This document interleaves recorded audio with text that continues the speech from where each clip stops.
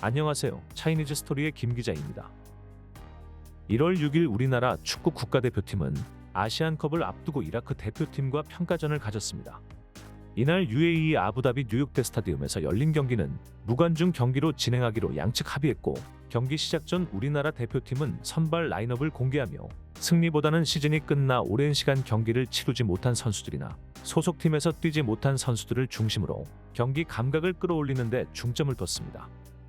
이날은 중국 국가대표팀도 UAE에서 2부 프로팀과 경기가 있었는데요. 중국 축구팬들은 이름도 모르는 2부 팀과 경기하는 자국의 대표팀보다 한국 대표팀의 경기에 더 관심을 가졌습니다. 우리나라 대표팀이 라인업을 발표하자 중국 축구팬들은 아무리 한국이라도 손흥민을 포함한 슈퍼스타 4인방을 제외한 2군으로 이라크 국가대표를 이길 수 없다는 반응이 많았습니다. 중국 축구팬들이 이렇게 생각하는 이유는 이라크의 피파 랭킹은 63위로 아시아에서 7위를 기록하고 있고, 중국은 피파 랭킹 79위로 아시아에서 11위에 있기 때문에 자신들의 기준으로 이라크는 강팀이고, 그런 강팀을 한국 선수들이 2군으로 상대한다는 것에 자존심이 구겨지지 않았나 생각합니다. 무관중 경기였던 탓에 다소 밋밋하게 경기가 시작되었고, 이라크 선수들의 압박이 있었지만 우리 선수들은 잘 풀어나갔습니다. 그리고 전반 40분 이재성 선수의 왼발 중거리 슛이 터지면서 한국은 이라크를 상대로 1대0으로 앞서 나가기 시작합니다. 중국 매체에서도 한국 대표팀의 골 소식을 빠르게 전했는데요. 중국의 스포츠 전문 매체 즈보바에서는 한국의 10번 이재성이 사각지대에서 중거리 슈팅을 날리며 이라크를 1대0으로 제압했다라는 제목으로 이재성이 왼발로 골대 상단 코너를 정확하게 넣어 경기를 리드하게 됐다라고 전했습니다. 이재성 선수의 골로 전반전을 마친 우리나라 대표팀은 드디어 손흥민 선수를 비롯해 최근 유럽에서 큰 활약을 하는 선수들을 모두 투입시켰고, 중국 매체 역시 이들이 투입되자 소식을 전하기 시작했습니다. 한국의 주전 선수들이 대거 들어오고, 이라크 선수들은 예상했던 대로 수비 라인을 내리며 수비에 집중하면서 후반은 다소 답답한 분위기가 많이 연출되기도 했습니다. 그런 상황에서도 우리나라 선수들은 몇 번 완벽한 찬스를 만들기도 했지만 중동 심판의 석연치 않은 판정으로 골이 인정되지 않았습니다. 특히 이강인 선수와 손흥민 선수가 만들어낸 완벽한 페널티킥도 그냥 넘어가자 중국 매체에서 빠르게 이 소식을 전했는데요. 그러자 중국 축구팬들 역시 이건 페널티가 확실하다고 말하며 주심의 판정이 이상하다는 반응을 보이기도 했습니다.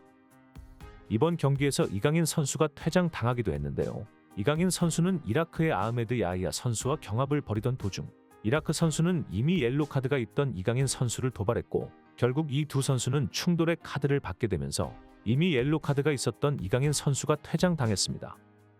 개인적으로 이날의 퇴장은 유럽에서 주로 경기를 뛰는 우리 선수들이 아시안컵에서 계속 만나게 될 끈적한 중동 축구를 미리 경험하는 좋은 기회였다고 생각합니다.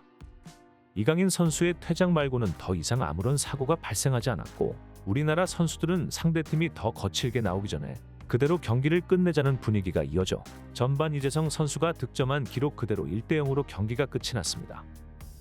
경기가 끝나자 중국 매체들은 신속히 소식을 전했는데요. 즈보바에서는 한국은 이라크를 상대로 1대0으로 이재성의 중거리 슛으로 이겼고, 이강인은 퇴장, 손흥민은 후반전에 출전했다라는 제목으로 이날의 경기를 상세하게 전했습니다. 특히 중국 매체들은 이강인 선수의 퇴장 소식을 전했는데요. 즈보바에서는 친선 경기에서 권투를 하려고 했다. 이강인은 상대를 발로 차고 얼굴을 때려 결국 퇴장당했다라는 제목으로 상대팀이 도발하는 내용은 빼고 이강인 선수가 몸싸움 도중 주먹을 썼다는 다소 억지스러운 주장을 하기 시작했습니다. 자국의 대표팀 경기보다 우리나라 대표팀의 경기를 지켜본 중국 축구 팬들의 반응에는 어떤 것들이 있을까요?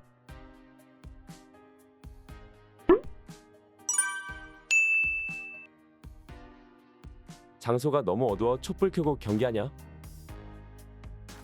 20년 전 한국은 골을 넣기 위해 중거리 슛에 의존하는 경우가 많았는데 그 전통은 사라지지 않은 것 같아. 이재성은 예전에 태산팀 영입 대상이었는데 안타깝게도 유럽으로 가고 싶어 했어.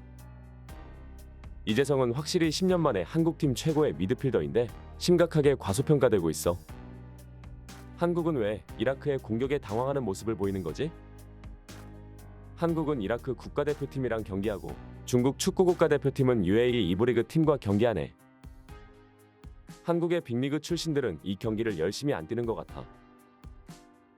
모두가 국가대표팀과 평가전을 치르는데 우리는 지방의 작은 팀과 경기를 하다니 아시안컵 후보는 일본과 한국이 유력하지. 우리 축구 대표팀은 조금 더 강한 아시아 팀과 몸을 풀 용기조차 없어. 아시안컵은 조기 탈락하겠군. 이라크는 매우 강하고 월드컵 진출 가능성이 높은 팀이야. 이라크에 대한 한국의 승리는 피로를 감출 수 없었고, 무명 아마추어 2부 리그 팀을 학살하며 왕다운 면모를 보여준 중국 축구 국가대표팀. 이라크에도 주력 선수 몇 명이 있지만 한국은 거의 모든 선수가 주력이야. 이라크의 오른쪽 풀백은 이강인을 여러 방면에서 잘 방어했고, 중국 슈퍼리그 팀은 그를 영입하는 것을 고려해야 해. 먼저 이강인을 건드린 건 이라크 선수였어. 중국 선수들은 상대팀이 도발한다고 때릴 용기나 있나? 이라크 축구대표팀은 중국 축구대표팀보다 몇 배나 강해.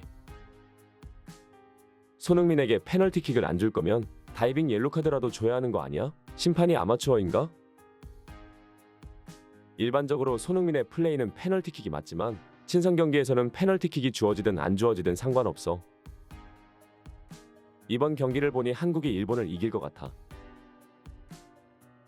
지난 몇 년간 우리 축구대표팀은 거의 이라크와 맞먹을 정도로 강했는데 이번 경기 보고 나니 우리가 이라크를 상대로 패할 것 같은 느낌이 들었어. 이제 아시안컵이 열흘도 안 남았습니다. 중동 축구를 대비하기 위해 이라크 대표팀을 상대했는데요. 우리나라 대부분의 선수들은 유럽에서 경기를 뛰기 때문에 일부 고참 선수들을 제외하고 중동 축구를 경험할 일이 많이 없습니다. 이번 평가전으로 남은 기간 동안 부족한 부분을 보완해 그동안 아시안컵에서 우리를 끈질기게 괴롭혔던 중동 축구를 잘 대비했으면 좋겠습니다. 현재 대표팀은 역대급 전력이라고 표현합니다. 그리고 대부분 선수들은 각자의 클럽에서 좋은 활약을 보이고 있기 때문에 부디 아시안컵에서 아무런 부상 없이 우승컵을 들어올릴 수 있기를 기원합니다. 이번 소식은 여기까지고 다음 소식은 더욱 알찬 뉴스로 돌아오도록 하겠습니다. 여러분의 좋아요와 구독은 제가 영상을 만드는 데 큰 힘이 됩니다. 행복한 하루 보내시기 바랍니다.